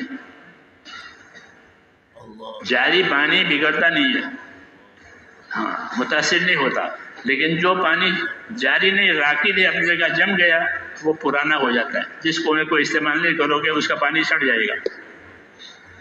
ہاں، ایسے مال میں اللہ تعالیٰ نے حقوق رکھے اور مال قربان کرنے کے لیے دیا ہے، جمع کرنے کے لیے نہیں دیا، قربان کرنے کے لیے دیا ہے کہ اس کی منفعت اور اس کا نفع اس کی قربان کرنے میں ہے، اس کے خرچ کرنے میں ہے۔ یہاں تک کہ اگر خواہشات ہیں تو خواہشات پوری کرنے کے لیے بھی مال خرچ کرنا پڑے گا۔ مال خرچ نہیں کرے گا تو خواہش بھی پوری نہیں ہوگی۔ ہاں، حالانکہ خواہشوں سے تو محبت ہے، خواہشوں سے محبت ہے، لیکن اگر مال جمع کرے تو اس کی خواہش بھی پوری نہیں ہوگی، بھوکا رہے گا، پیاسا رہے گا، جو مال جمع کیا ہے وہ خرچ نہیں کرتا۔ کھانے پینے کی خواہش ہے تو اپنی خواہشوں کے لیے بھی مال خرچ ہوتا ہے۔ دین نے یہ کہا کہ خواہشوں پر مال خرچ ہونے کا تو رواج ہے، تم مال کو حق پر خرچ کرو، تاکہ اس کا حق ادا ہو جاوے اور شکر ادا ہو جاوے۔ جب شکر ادا ہوگا تو مال محفوظ، نعمت محفوظ رہے گی۔ شکر ادا نہیں ہوا تو نعمت خطرے میں آ گئی۔ شکر ادا نہیں ہوگا تو نعمت خطرے میں آ جائے گی کہ ناشکری کی وجہ سے نعمت پر زوال آئے گا، نعمت چھینی جائے گی۔ ہاں، اللہ تعالیٰ چھین لیتے ہیں یا اس کو نعمت میں سے دور کر دیتے ہیں۔ نعمت اپنی جگہ رہے گی، ان کو دور کر دیتے ہیں۔ چلو تم نعمت کے لائق نہیں ہو، تم ہٹو، دوسروں کو لائیں گے ان کی جگہ پر۔ کیوں کہ وہ حق ادا کریں گے، یہ حق ادا نہیں کرتے۔ تو زوال کی دو شکلیں ہیں، یا تو اللہ تعالیٰ نعمت ہی چھین لیتے ہیں ناراض ہو کر کے، یا یہ کہ نعمت تو اپنی جگہ رہتی ہے، ان کو ہٹاتے ہیں۔ قریش مکہ نے حضور صلی اللہ علیہ وسلم کی نعمت کی قدر نہیں کی۔ اللہ نے بڑی نعمت دی تھی کہ ان کی قوم میں، ان کے خاندان میں نبی بھیجا، قرآن ان کی زبان میں اتارا، اور بڑی بڑی نعمتیں دی۔ اور جب دین آیا تو انہوں نے آپ کے اللہ کے نبی کی مخالفت کی، دشمنی کی، پریشان کیا نبی۔ ہاں، تو اللہ تعالیٰ نے نبی کو تو رکھا اور قریش کو اجاڑ دیا۔ قریش کی حیثیت ہی اجڑ گئی۔ الم تر الی الذین بدلوا نعمت اللہ کفرا واحلوا قومهم دار البوار جہنم یصلونها وبئس القرار۔ یہ آیت ابن عباس فرماتے تھے کہ کفار قریش کے بارے میں آئی ہے کہ دیکھا نہیں اس قوم کو جنہوں نے اللہ کی نعمت کے جواب میں ناشکری کی ہے۔ کہ نعمت کہ محمد صلی اللہ علیہ وسلم، نعمت اللہ کا دین، نعمت اللہ کی کتاب، یہ ان کو ملی تھی، انہوں نے اس کے جواب میں کفر کیا، رسول کو ستایا، قرآن کا انکار کیا کہ یہ تو قصے کہانیوں کی کتاب ہے، یہ کہا قصے کہانیوں کی کتاب ہے، یہ کہا۔ اور آپ صلی اللہ علیہ وسلم کے معجزے کو جادو بتایا، یہ جادوگر ہے، یہ قدر کی کہ دیکھا انہوں نے کہ اللہ نے ان کو نعمت دی تھی، انہوں نے اس کے ناقدر کی۔ تو پھر کیا ہوا کہ اللہ نے قریش کو اجاڑ دیا، ان کی حیثیت ہی ختم ہو گئی، اور اس کی جگہ اللہ انصار مدینہ کو لائے اپنے نبی کی مدد کے لیے۔ عائشہ صدیقہ فرماتی تھی کہ جب قریش نے ناقدری کی، قریش کو ہٹایا، چلو تم ہمارے نبی کی خدمت کے لائق نہیں ہو، تم ہمارے دین کی مدد کے لائق نہیں ہو، ہم تمہاری جگہ دوسروں کو لائیں گے۔ تو مدینہ کے لوگوں کو لائے، ان سے تعارف ہوا، ان کے قصے ہیں نصرت کے۔ تو ایسے جب نعمت کی ناقدری ہوتی ہے دینی دنیاوی، تو پھر وہ نعمت اٹھا لی جاتی ہے۔ اس لیے کہا کہ اس میں اللہ تعالیٰ کا حق ادا کر۔ مال اور جان یہ دو بڑی نعمتیں، یعنی حیات اور مال، یہ دو بڑی نعمتیں اللہ کی طرف سے دی جاتی ہے۔ اسی پر ساری ذمہ داریاں آتی ہے کہ جان مال کا استعمال کہاں ہوگا، جان مال کا استعمال کہاں ہوگا۔ تو نبی آ کر یہ کہتے ہیں کہ جان مال کا استعمال حقوق کی ادائیگی پر ہوگا اصل، اس لیے وہ حقوق کا علم دیتے ہیں، یہ اللہ کا یہ حق ہے، ہاں فلانے کا یہ حق ہے، فلانے کا یہ حق ہے، سب کے حقوق بتاتے ہیں۔ اس لیے دین سیکھنا ضروری ہے۔ جو دین نہیں سیکھے گا اسے حقوق کی خبر نہیں ہوگی، ہاں کہ مجھ پر کیا حق ہے، مجھ پر میری ذات کا کیا حق ہے، اسی خبر نہیں ہے۔ اپنی ذات کی ضرورت کی خبر ہے، جو کھانے کی ضرورت، پینے کی، پہننے کی، اوڑھنے کی، یہ تو حاجت ہے، یہ تو ہر جانور کو خبر ہے کہ کیا حاجت ہوتی ہے۔ جانور بھی بھوکا ہوتا ہے تو کھانے کی تلاش میں نکل جاتا ہے، پیاسا ہوتا ہے تو پانی کی جگہ پہ چلا جاتا ہے، خطرہ ہوتا ہے تو بھاگ جاتا ہے۔ یہ تو حاجت ہے، حاجت کا شعور اور دھیان تو ہر جاندار میں ہوتا ہے، یہ کوئی کمال نہیں ہے، بلکہ کمال یہ ہے کہ مجھ پر کیا حق ہے، میں انسان ہوں، اور دنیا حقوق ادا کرنے کی جگہ ہے اور آخرت بدلہ پانے کی جگہ ہے، تو یہاں حقوق ادا کرنے کی بات ہے۔ اس لیے حضور صلی اللہ علیہ وسلم کو دین دیا ہے، آپ نے حقوق بتائے۔ سب سے پہلا حق کس کا ہے؟ اللہ کا، پہلا حق اللہ کا، حضرت معاذ بن جبل سے حضور پوچھتے ہیں معاذ آپ کو معلوم ہے اللہ کا کیا حق ہے؟ کیا مجھے نہیں معلوم کہ اللہ کا حق یہ ہے کہ اسی کی عبادت کی جائے گی، اس کے ساتھ کسی کو شریک نہیں کیا جائے گا. ہاں اسی کی ذات کے ساتھ یقین ہوگا کہ اللہ جو کرے گا وہ ہوگا، اللہ جو چاہے گا وہ ہوگا، اللہ کا فیصلہ اصل ہے، اللہ کے فیصلے سے سب کچھ ہوگا، اس کا یقین کرو. اور زندگی کہ اپنی زندگی اللہ کی عبادت میں لگاؤ، اور کوئی عبادت کے لائق نہیں ہے سوائے اللہ. یہ اللہ کا حق ہے.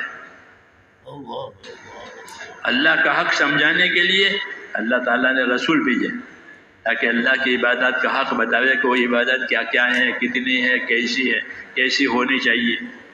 اس لیے ہر نبی آ کر سب سے پہلے عبادت کی دعوت دیتا تھا. یا قوم اعبدوا اللہ ما لکم من الہ غیرہ، اے میری قوم اللہ کی عبادت کرو، اس کے سوا تمہارے لیے کوئی عبادت کے لائق نہیں. پہلا حق اللہ تعالیٰ کی عبادت کا ہے. اور عبادت کے علم سے صحیح ہوتی ہے. اگر عبادت کا علم نہیں ہے تو عبادت غلط ہوگی. جیسے دنیا کی ہر چیز کہ اس کے استعمال کرنے کے لیے اس کا علم ضروری ہے.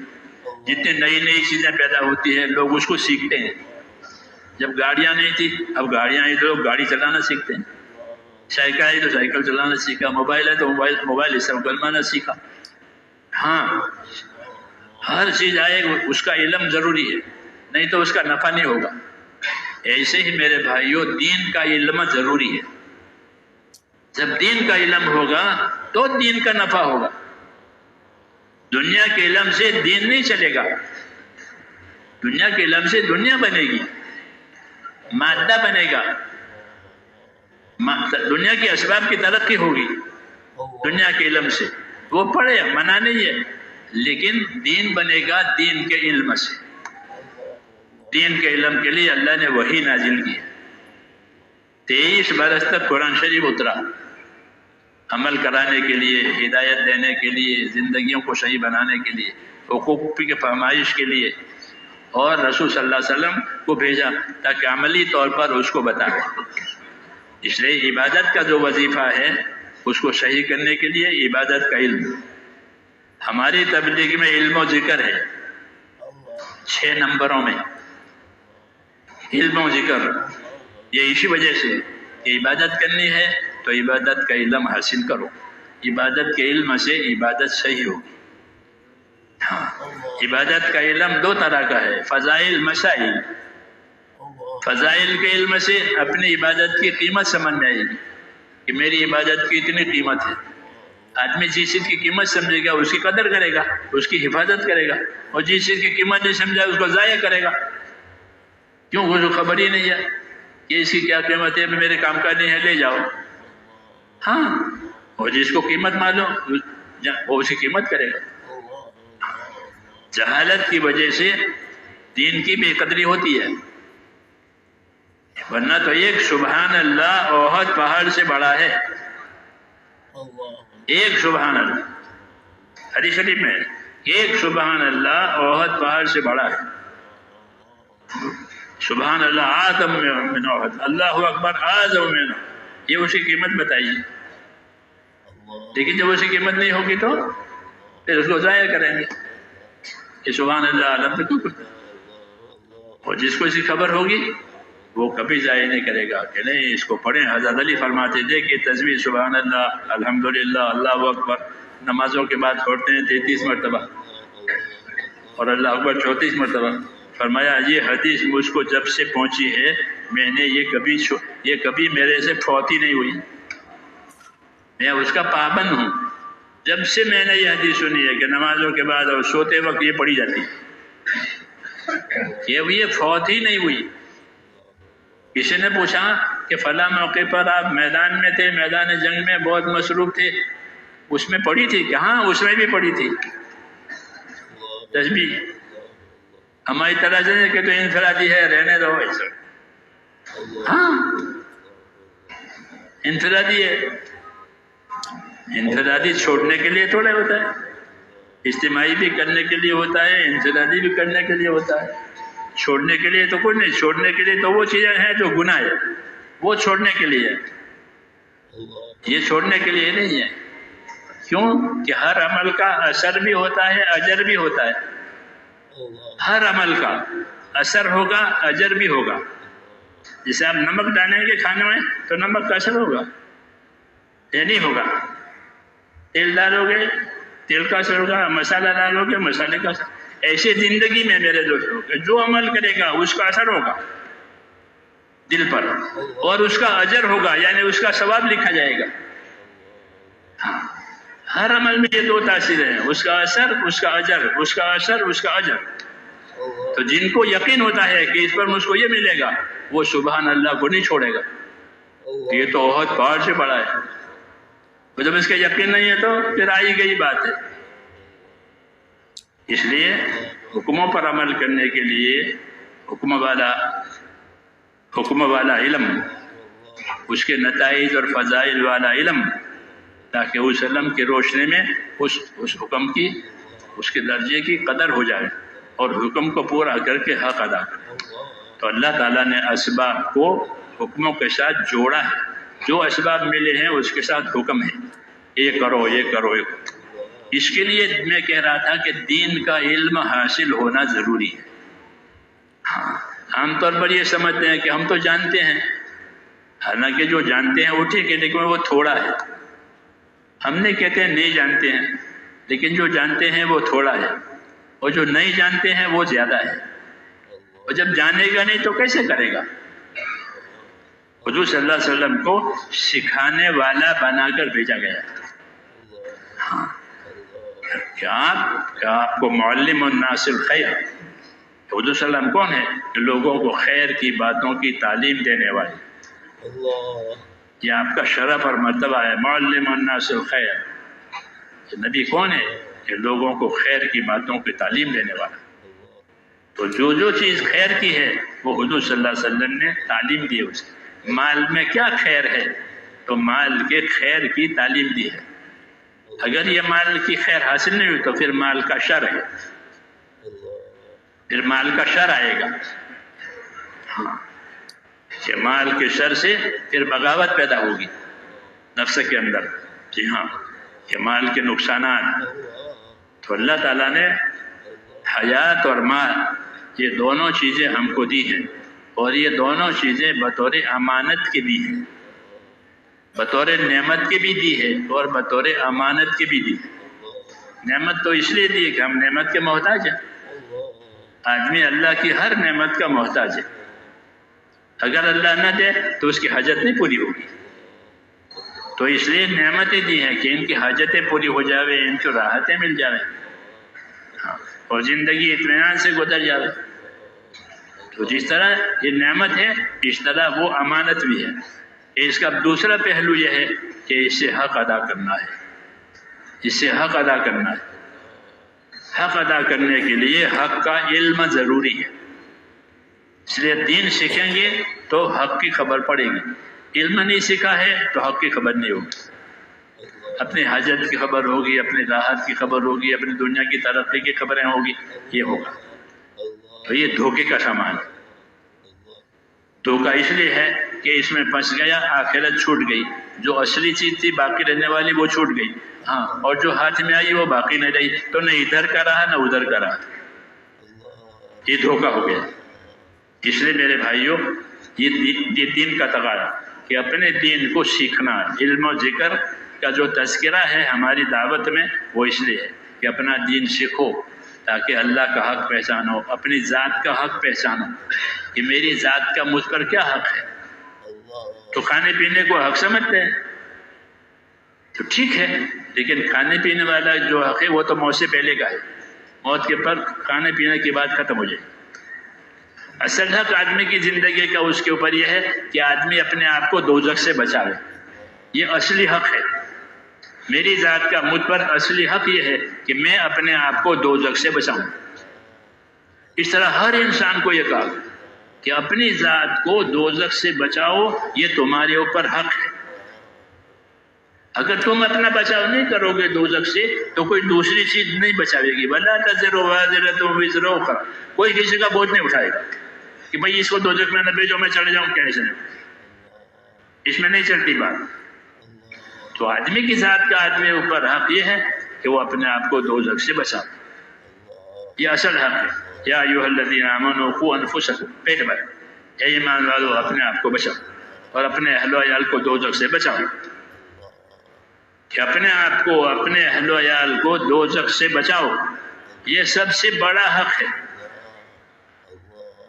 تو دوزخ سے کیسے بچائیں گے؟ دوزخ کو تو دیکھا بھی نہیں ہے، دوزخ دکھائی بھی نہیں دیتی ہے، پھر دوزخ سے کیسے بچائیں گے؟ تو حضرت علی رضی اللہ تعالیٰ عنہ آیت کا مفہوم یہ بتاتے تھے، یا ایھا الذین آمنوا قوا انفسکم واہلیکم نارا. اس کا مفہوم یہ فرماتے تھے کہ اس آیت کا مفہوم اور مطلب یہ ہے کہ اپنے آپ کو دین سکھاؤ، اپنے اہل و عیال کو دین سکھاؤ. جب دین سیکھو گے تو حق سمجھو گے، حق ادا کرو گے، کیونکہ دین میں حقوق کی تعلیم ہے.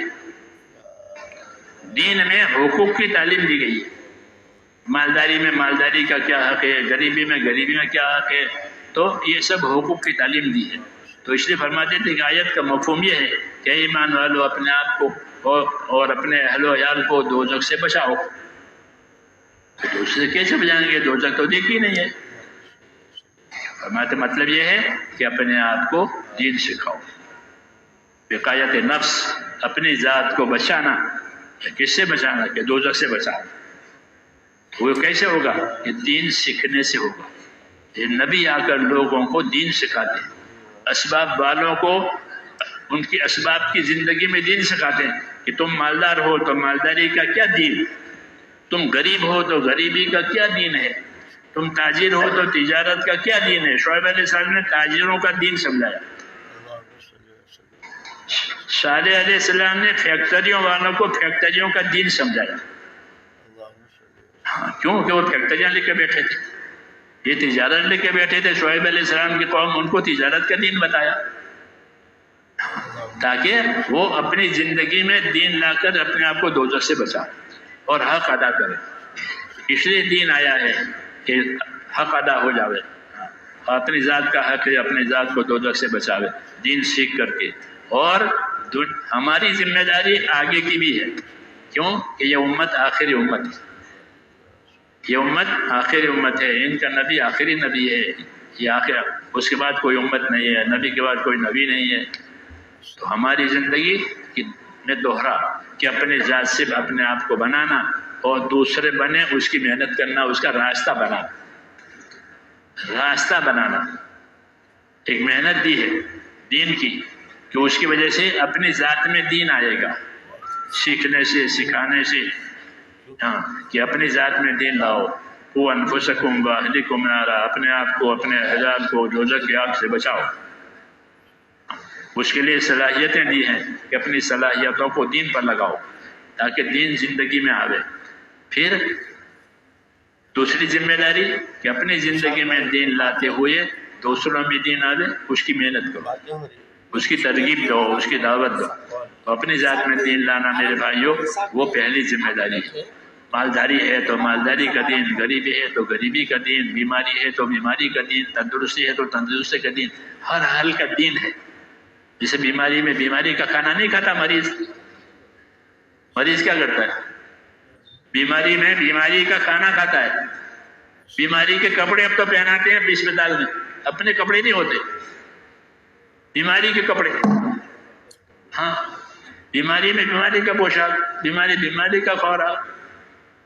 ایسے بیماری میں بیماری کا دین، تندرستی میں تندرستی کا دین، غریبی میں غریبی کا دین، مالداری میں مالداری کا دین، محبت میں محبت کا دین، دشمنی میں دشمنی کا دین. ہاں، دشمنی کا معنی دشمنی کرو، ایسا نہیں ہے. دشمنی کا بھی دین ہے، محبت کا بھی دین ہے.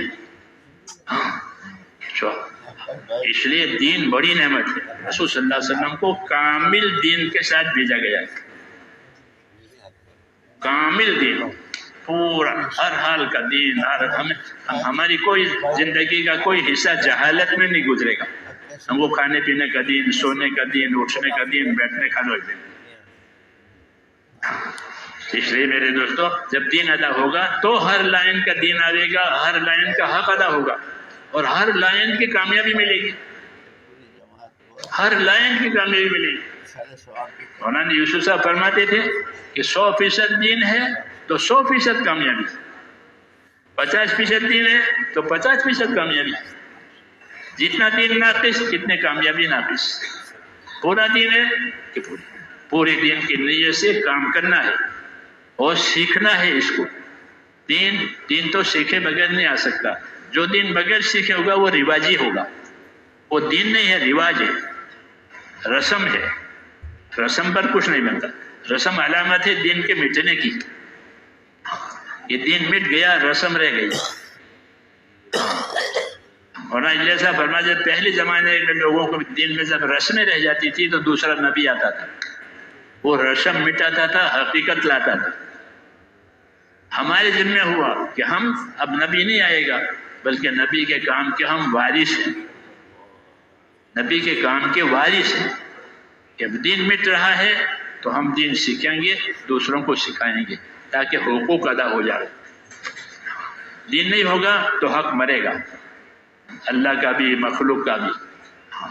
کہ اللہ کا حق ہے عبادت کا، اللہ کا حق ہے اخلاص کا، اللہ کا حق ہے استقامت کا. یہ اللہ کا حق ہے کہ اللہ کے یقین کے ساتھ زندگی گزارو، اخلاص کے ساتھ اللہ کے ساتھ رہو، استقامت کے ساتھ، اللہ سستی کے ساتھ نہیں. یہ اللہ کا حق ہے. مخلوق ہے تو مخلوق کا حق ہے. کہ مخلوق کا کیا حق ہے؟ کہ مخلوق میں انصاف سے رہو. مخلوق میں انصاف سے رہو. جو اپنے لیے پسند کرو وہ دوسروں کے لیے پسند کرو، جو اپنے لیے ناپسند کرو وہ دوسروں کے لیے ناپسند کرو. اس سے انصاف قائم ہوگا اور حقوق کی پائمالی نہیں ہوگی، حقوق ادا ہوں گے. یہ اصولی بات ہے کہ جو اپنے لیے پسند کرتا ہے وہ اپنے بھائی کے لیے پسند کر تو مسلم بنے گا. ہاں، جو اپنے لیے پسند کرتا ہے وہ اپنے بھائی کے لیے پسند کرتا تو مسلم بنے گا. کہ اسلام یہ سکھاتا ہے.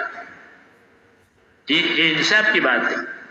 مخلوق کے ساتھ کہ مخلوق کے ساتھ انصاف، مخلوق کے ساتھ احسان. حکم ہے ان اللہ یامر بالعدل والاحسان. کہ دوسروں کے ساتھ کیسے رہو گے؟ کہ انصاف سے رہیں گے. جو اپنے لیے پسند کریں گے وہ دوسروں کے لیے پسند کریں گے، جو اپنے لیے ناپسند کریں گے وہ دوسروں کے لیے ناپسند کریں گے. ایک کھانا تھا، عائشہ صدیقہ پر معمول اجرت ایسا ہو گیا تھا تو وہ کسی کو دینا چاہتی تھی. آپ نے فرمایا کہ ایسا کھانا دوسرے کو دے دو، اپنے تو پسند نہیں ہے، دوسروں کیسے دیں گے؟ تو جو تعلیم ہے یہ کہ جو اپنے لیے پسند کرو وہ دوسروں نے پسند کرو. یہ انصاف کی زندگی ہے. انصاف کی زندگی میں ہی حقوق کی حفاظت ہوتی ہے. غرض کی زندگی میں حقوق پائمال ہوتے ہیں. جب زندگی انصاف کی نہیں ہوگی، اغراض کی ہوگی تو حقوق پائمال ہو جائیں گے. اس لیے ہم کو انصاف والا بنایا ہے. کونوا قوامین بالقسط، انصاف کے ساتھ قائم رہو. حکم ہے انصاف کے ساتھ قائم رہو. کہ انصاف ہر وقت فرض ہے اور ظلم ہر وقت حرام ہے. انصاف ہر وقت فرض ہے اور انصاف نہیں ہوگا تو ظلم ہوگا، تو ظلم ہر وقت حرام ہے. اس کا انصاف کے ساتھ رہو. دوسرا کہ احسان کے ساتھ رہو. احسان کے ساتھ رہو کہ اپنے جان مال سے دوسروں کو فائدہ پہنچاؤ. ان سے فائدے کی امید مت رکھو. ان سے فائدے کی امید مت رکھو. کوئی فائدہ کسی سے نہیں لینا ہے. اس کو غرض کہتے ہیں. غرض اللہ کو ناپسند ہے. بے غرض ہو جاؤ لوگوں سے، ان کی چیزوں سے. ہاں، اپنی ذات سے ان کو فائدہ پہنچا، اس کو اخلاق کہتے ہیں. اپنی ذات سے دوسروں کو فائدہ پہنچے، ہماری ذات سے کسی کو نقصان نہ پہنچے، اس کو اخلاق کہتے ہیں. کہ بندوں میں انصاف سے رہو، بندوں میں اخلاق سے رہو. ہاں، تاکہ حقوق کی پائمالی نہ ہو اور معاشرہ اور ماحول صحیح ہو. حدیث شریف میں کہ مدینہ منورہ والوں سے حضور نے فرمایا کونوا عباد اللہ اخوانا. اللہ کے بندے رہو، آپس کے بھائی رہو. اللہ کے بندے رہو، آپس کے بھائی رہو. اور مال کے بارے میں انصار سے فرمایا سخاوت سیکھو. سخاوت سیکھو، مال میں سخاوت سیکھو. انصار مدینہ سے فرمایا کہ تم تو پہلے اپنا مال بہت خرچ کرتے تھے، جب اسلام آیا تو تنگی ہو گئی. یہ کیا بات ہے؟ سخاوت سیکھو. کیوں کہ سخاوت کی وجہ سے احسان ہوگا. جیسے بخیلی کی وجہ سے احسان نہیں ہوگا، نقصان کرے گا، حق ادا نہیں کرے گا. کہ سخی بنو یعنی احسان کرنے والے بنو. تو احسان کرنا سکھایا مخلوق. مومن ہو، غیر مومن ہو، انسان ہو، جانور ہو، سب کے ساتھ احسان. سب کے ساتھ احسان. کیوں کہ اللہ احسان کو پسند کرتے ہیں. اس کو اخلاق کہتے ہیں. یہ تین بنیادی چیزیں ہیں زندگی میں کہ ایمان یقین آ جاوے، اعمال نیک ہو جاوے، اخلاق اچھے ہو جاوے. یہ بنیادیں ہیں تین. ہاں انہی تین بنیادوں کی دعوت ہے، انہی تین بنیادوں کی سیکھنے کی دعوت ہے، محنت کی دعوت ہے. یہ تین بنیادیں ہو جائیں، ایمان یقین صحیح ہو جاوے کہ اللہ کرنے والا ہے، اللہ کے سوا کوئی کرنے والا نہیں ہے. اس لیے اللہ کی نافرمانی کسی حال میں نہیں ہوگی، اور اللہ کی تابعداری رسول صلی اللہ علیہ وسلم کے طریقے سے ہو. اس لیے اپنے جان مال کو صحیح استعمال کریں گے، ہاں اللہ کی رضامندی پر اور اس کے ناراضگی سے بچ کر. یہ ایمان اور اعمال. اور تیسرا درجہ پھر تیسرا اخلاق کا ہے کہ ہمارے اخلاق سے انصاف قائم ہو، کسی کا حق دبے گا نہیں بلکہ ادا کیا جائے گا، بلکہ انصاف حق سے زیادہ دیں گے. یہ تو اس کا حق ہے، یہ اور لو. اس سے کیا ہوگا کہ محبت ہوگی. ہمارے پرانے ساتھی سناتے تھے نظام الدین کہ مولانا ریاض رحمۃ اللہ علیہ کا یہ معمول تھا کہ جب ان کو کہیں سفر میں جانا ہوتا تھا تو نظام الدین ریلوے اسٹیشن سے دور ہے. پہلے اتنے ریلوے اسٹیشن تو بہت ریلوے اسٹیشن ہو گئے، ورنہ تو پرانی دلوی ریلوے اسٹیشن تھا، وہ تقریباً 10 کلومیٹر. تو وہاں جانے کے لیے ایک ساتھی تھا، گھوڑا گاڑی اس کا ٹانگا تھا، گھوڑا گاڑی وہی آتا تھا وہی لے جاتا تھا، اور اس کی مزدوری مقرر تھی 12 آنے. اس وقت میں آنے چلے روپے کے 16 آنے ہوتے تھے، اب تو 100 پیسے ہو گئے. 12 آنے اس کی مزدوری تاکہ گھوڑا گاڑی کی. تو اس میں حضرت جاتے تھے اور مزدوری ہوتی ہے بھائی اسٹیشن لے جائے گا 12 آنے دیں گے، یعنی روپے میں 1 چونی کم. لیکن حضرت اس کو پورا روپیہ دیتے تھے. 12 آنے نہیں 16 آنے، روپے کے 16 آنے بنتے تھے انگریزوں کے زمانے میں، اب 100 پیسے ہو گئے. پورا روپیہ دیتے تھے اور یہ فرماتے بھائی 12 آنے تو تیرا حق ہے ہم پر، اور یہ ایک اوپر 4 آنے کہ یہ ہماری طرف سے ہدیہ قبول کر لو، یہ احسان. اور اجرت دینا، مزدوری دینا، یہ تو اس کا حق ہے، انصاف کا تقاضا ہے. اور مزید پیسے دیے، یہ احسان. تو اللہ نے حکم دیا ان اللہ یامر بالعدل والاحسان، انصاف بھی کرو احسان بھی کرو. تو انصاف بھی ہو گیا، 12 آنے اس کے 4 آنے زائد دیے، یہ احسان. اس کا نتیجہ یہ تھا کہ وہ ہمیشہ انتظار میں، اس کو محبت ہو گئی. کیا ہو گئی؟ محبت ہو گئی کہ اس کو ذرا بھنک لگے کہ حضرت کا سفر ہے تو وہ آ جاؤ کہ میں لے جاؤں گا میں لے جاؤں گا. یہ کیوں؟ کہ اس کے حسن سلوک کی وجہ سے. یہ حسن سلوک سکھایا، ورنہ تو اجرت تو دے نہیں ہے ہر ٹانگے والے کو. جی ہاں، لیکن حسن سلوک اپنے جگہ رہے، اس کو کہتے ہیں ایمان اور احسان، انصاف اور احسان، کہ اس کی وجہ سے محبتیں پیدا ہوگی. سینے صاف ہو جائیں گے، سینے صاف ہو جائیں گے، ورنہ سینوں میں شکایتیں ہوگی. ہاں سینوں میں شکایتیں پیدا ہو جاتی ہے. جب سینوں میں شکایتیں پیدا ہوگی تو آدمی تعاون سے رک جائے گا، پھر تعاون نہیں کرے گا، اس کو شکایت ہے. ہاں قدرتی بات ہے کہ شکایت پیدا ہوگی، کہ شکایت نہیں پیدا کرنی ہے. اولا تو شکایت لانی نہیں ہے، ایک شکایت ہوتی ہے، ایک بدگمانی ہوتی ہے. یہ 2 چیزیں تعاون سے روک دیتے آدمی کو. جب آدمی بدگمان ہو گیا تو وہ تعاون نہیں کرے گا، کہ ہم نہیں جانتے وہ جانے، ہاں کہ ہاں یہ بدگمان ہوا ہے. دوسرا شکایت اس کے اندر پیدا ہو گئی اپنے حق کے بارے میں، اس کو یہ کہ میرا حق مرا ہے، تو وہ شکایت کا مبتلا ہو کر وہ بھی تعاون نہیں کرے گا. اور ضرورت ہے کہ بات حق ہے، معاملہ حق ہے تو ہر ایک اس کا معاون بنے. اس لیے انصاف احسان سکھایا تاکہ کوئی شکایت نہ رہے اور آپس کا تعاون باقی رہے. اس لیے حکم دیا ان اللہ یامر بالعدل والاحسان، کہ اللہ حکم دے گا انصاف کرنے کا، اللہ حکم دے گا احسان کرنے کا، کہ ہم حق بھی ادا کریں گے تاکہ کوئی شکایت نہ رہے، احسان بھی کریں گے تاکہ محبت پیدا ہو جائے. یہ طریقہ ہے نبیوں کا. حضور صلی اللہ علیہ وسلم نے تو اس بات کو بہت ترقی دی. احسان دشمنوں کے ساتھ احسان کیا، دشمن جان لیوا، ہاں جان لیوا دشمن، لیکن آپ نے ان کے ساتھ دشمنی نہیں کی، درگزر بھی کیا، ہاں معاف بھی کیا، اور اپنی طرف سے اکرام بھی کیا. اکرام بھی کیا کیونکہ آپ صلی اللہ علیہ وسلم اخلاق کے اونچے معیار پر تھے. آپ کے مقابلے میں جاہلیت تھی، وہ بھی بہت طاقتور تھی. پوری جاہلیت 600 سال ہو گئے جاہلیت کو، اتنی پکی جاہلیت. تو جاہلیت کا جواب اگر جاہلیت سے دیا جائے گا تو جنگ ہو جائے گی. آپ نے جاہلیت کا جواب جاہلیت سے نہیں دیا، بلکہ جاہلیت کا جواب اخلاق سے دیا، اکرام سے دیا، انصاف سے دیا. ہاں تو وہ جاہلیت ختم ہو گئی. جیسے آگ پر پانی پڑا، تو یہی طریقہ ہے کہ آگ پر پانی ڈالو یہ بجھ جائے گی. ادفع باللتی احسن، ہاں یا اس طریقے سے دفع کرو، احسن طریقے سے. برائی کا بدلہ برائی دو گے تو برائی کو ترقی ہوگی، برائی کا بدلہ بھلائی کسے دو گے، درگزر کرو گے تو پھر خیر پھیلے گی اور الفت اور محبت پیدا ہو جائے گی، شکایتیں ختم ہو جائے گی. اولا تو شکایت لانے نہیں چاہیے.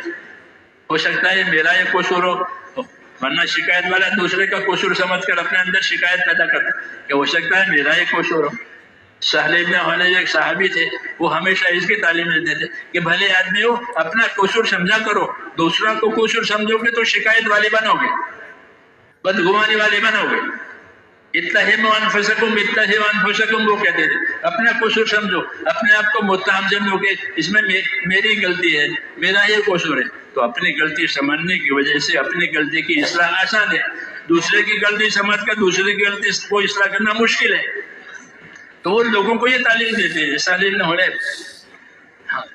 ان کے بارے میں یہ مشہور ہے کہ اتہموا انفسکم، بھائیو جب کوئی بات ہو جائے اپنا قصور کہ بھائی میرا یہ قصور ہے، میری غلطی ہے، میں معافی چاہتا ہوں، میں اس کا تدارک کرتا ہوں، تو مسئلہ بھی صاف ہو جائے گا.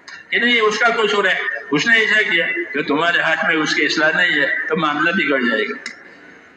یہ صحابہ کرام کی سیرت ہے، حضور صلی اللہ علیہ وسلم کی سیرت سے انہوں نے یہ چیزیں دی ہے کہ اس میں انصاف، احسان، اخلاق اور معاملے کے سدھار. اس لیے میرے بھائیوں دین سیکھنا اس لیے ضروری ہے. صحابہ نے دین سیکھا تو ان کی زندگی ایک معیار بن گئی، نمونہ بن گئی. ایسے ہم بھی اس کام کو خالی پھرنا نہیں ہے، کبھی پھرنا ہے، خالی پھرنا نہیں ہے، پھرنا ان چیزوں کے ساتھ ہے. جیسے چکی خالی پھرے تو کوئی فائدہ نہیں ہے کہ بس چکی تو پیسائی کے لیے ہے، تو کوئی پیسنے کی چیز ڈالو تو پیس کر کے آئے گی تو وہ کارآمد ہو جائے گی.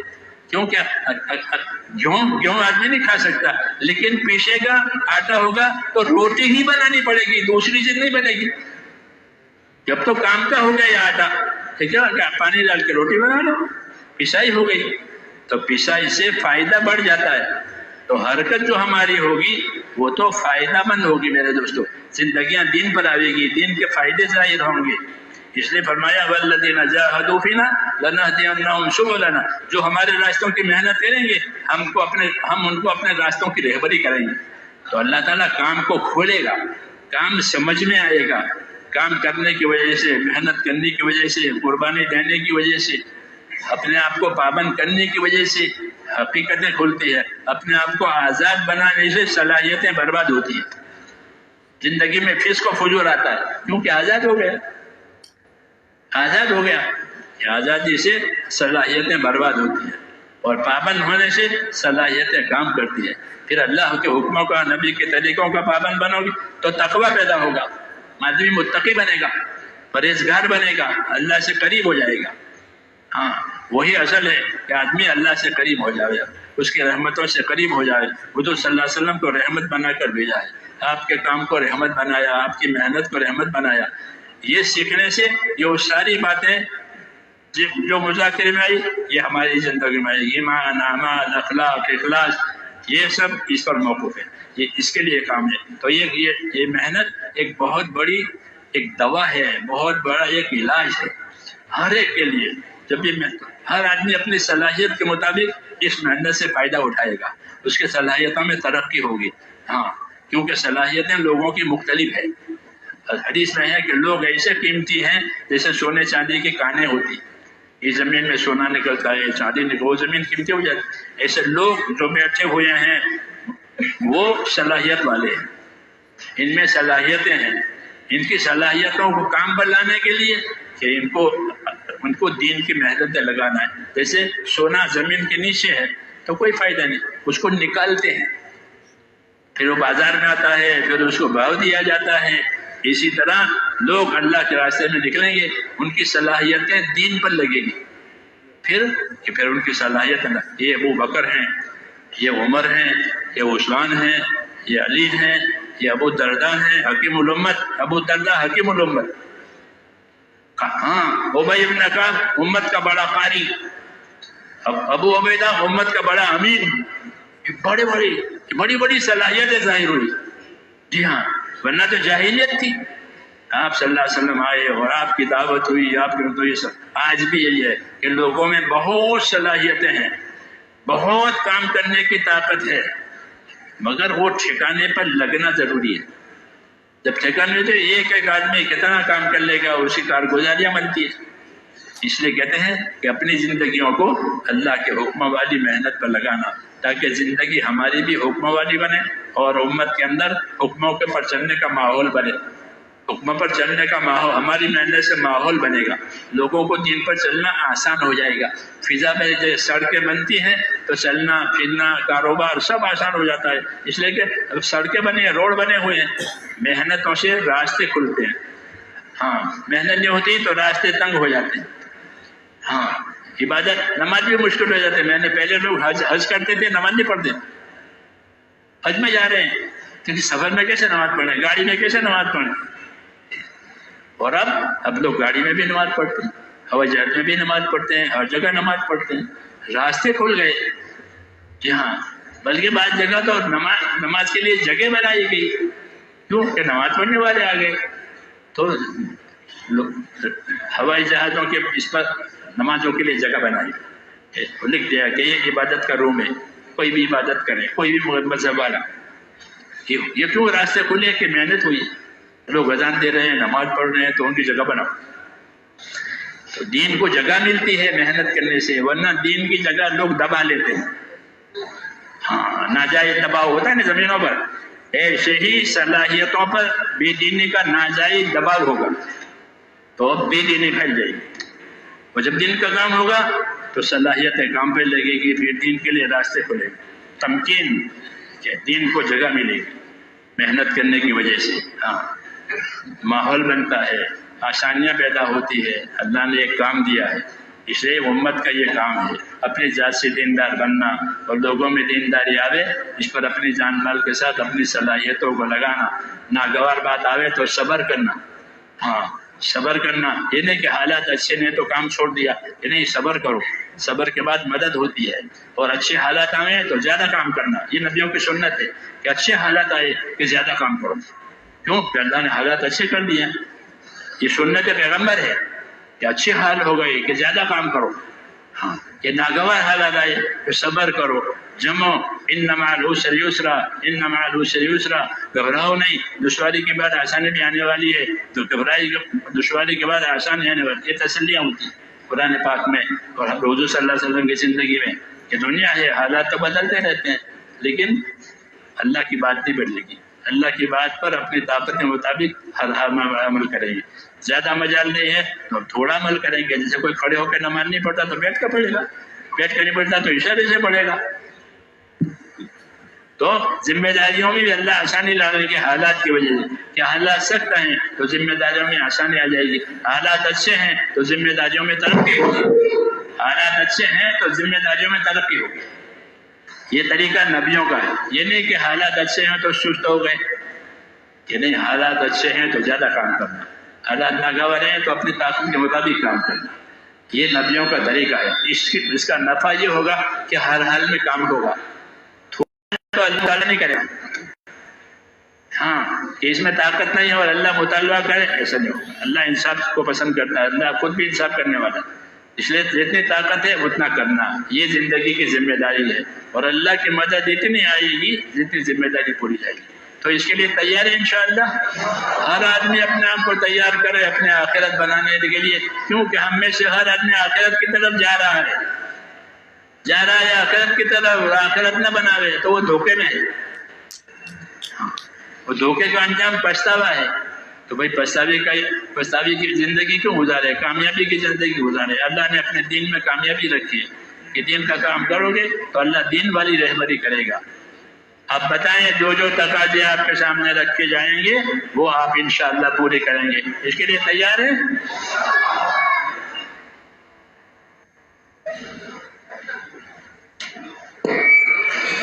جی جی بھائی محمد احسان صاحب جی